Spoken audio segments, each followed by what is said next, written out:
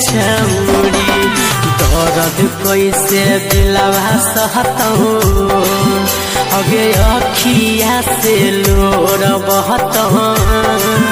अगे तोरा बिना कैसे हम जियबोगे सोनावा लागो हौ कि मार देलकौ जादू कौनो टोनावा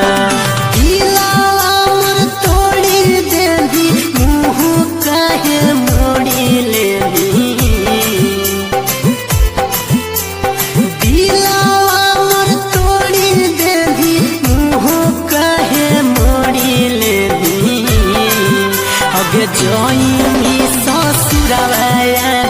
आई बोगे छौरी खाई के जहरवा मोर जई बोगे छौरी दर्द कैसे दिलवा सहतौ अगे अखिया से लोर बहतौ अगे तोरा बिना कैसे हम जियबोगे सोनावा लागो हौ कि मार देलकौ जादू कौनो टोनावा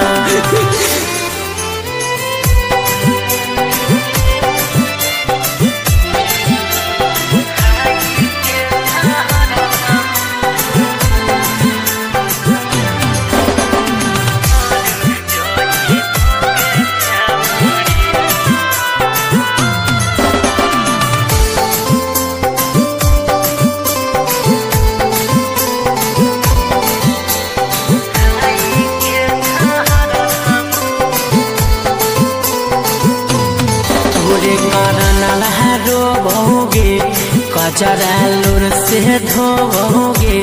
खुश कैसे ही पाके सजनवा यही से मनवा धोगे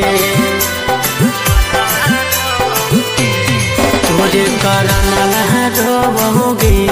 कजरा लोर से धोगे खुश कैसे ही पाके सजनवा यही से मनवा धोगे खुशी से हो तो विदाई कैसे देखो नजर मिलाई